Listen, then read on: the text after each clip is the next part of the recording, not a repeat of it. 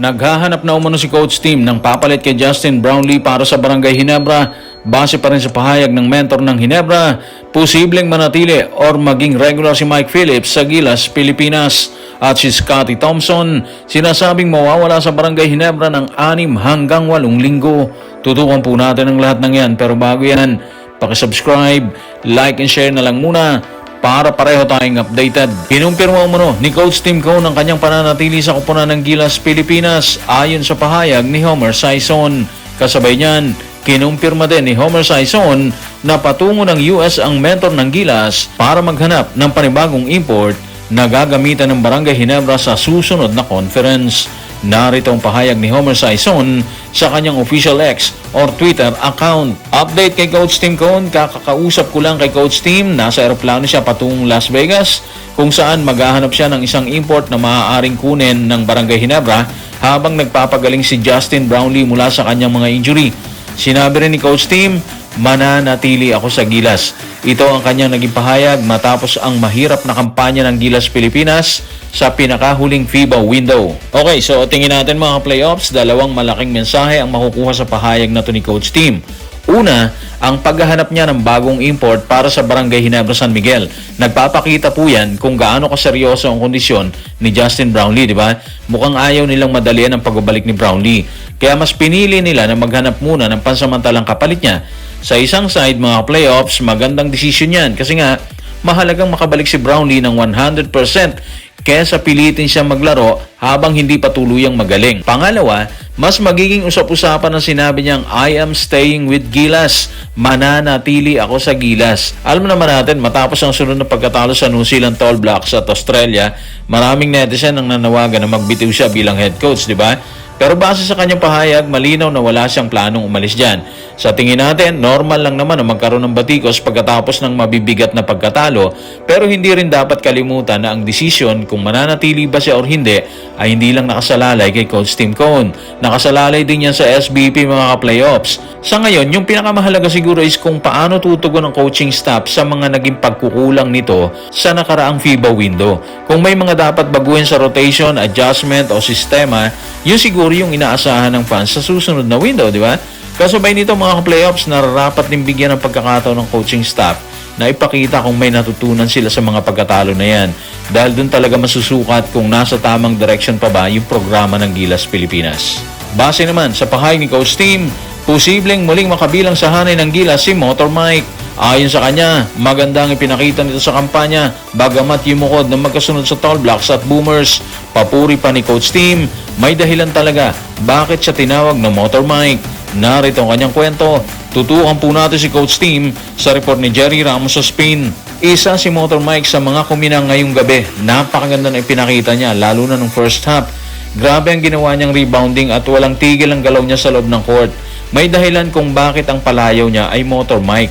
Napakataas ng energy na dala niya sa bawat laro. Halos ando dun siya sa lahat ng parte ng court. Nakakahawa siya. Sa tingin ko, yun ang talagang magugustuhan ng fans habang nagpapatuloy tayo ang makita siyang maglaro ng may ganong klaseng effort at makita ring mahawa ang iupan niyang mga kasamahan sa kanyang energy at patuloy na lumalaban. Alam niyo, malaking bagay ang pahayag na to ni Coach Tim para kay Mike Phillips. Hindi lang niya pinuri si Mike kung hindi mismong yung effort, energy at effect ni Mike Phillips sa koponan, di ba? Kapag ang isang coach ay nagsasabi na isa siya sa mga bright lights namin ngayong gabi, malaking indikasyon yun na nakita niya yung tunay na halaga ng player. Kahit patambak ng 43 points na naging resulta ng laban sa Australia. Kitang-kita naman sa laro yung pagiging Motor Mike niya, di ba? Kahit nanggaling pa ang Gilas sa nakakapagod ng double overtime laban sa New Zealand, hindi bumaba ang energy ni Mike Phillips. Sa halip, nagtala siya ng 6 points at 14 rebounds laban sa Australia. Ibig sabihin niyan, kahit pagod ang katawan, tuloy pa rin ang trabaho niya sa ilalim ng ring.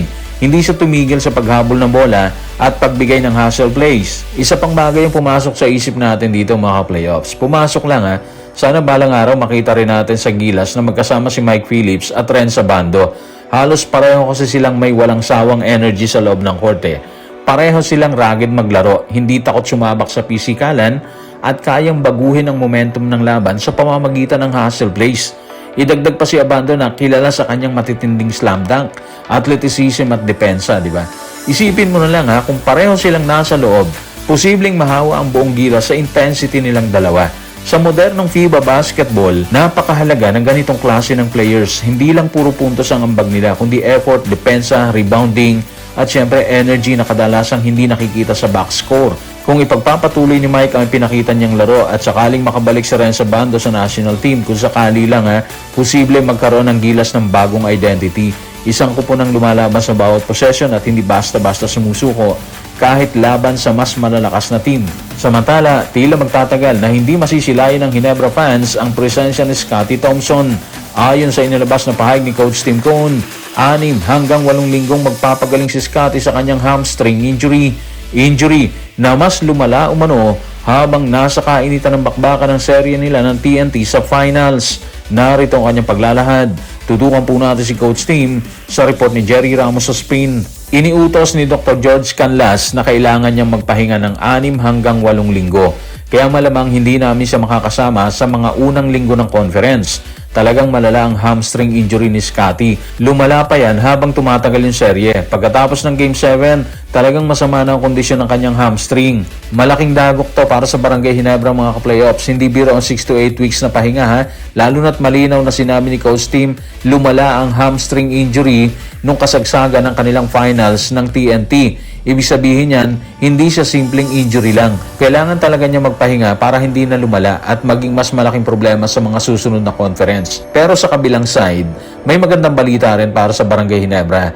Andyan pa rin naman si RJ Barrientos. Ibig sabihin kahit paano, may sasandalan pa rin sila habang wala si Scottie Thompson. Alalahanin natin, Best Player of the Conference awardee si RJ. So kayang-kaya niya habang wala si Scottie. Posibleng mas lumaki ngayon ang papel niya sa Barangay Ginebra mga ka-playoffs habang wala si Scottie. Ito rin ang pagkakataon ni RJ Barrientos para mas lalo siyang mag-mature bilang isa sa magiging pangunahing playmaker ng team. Hindi man madaling palitan ng all-around impact ni Scottie sa depensa, rebounding at liderato, hindi rin naman mawawala ng direksyon ng Barangay Ginebra.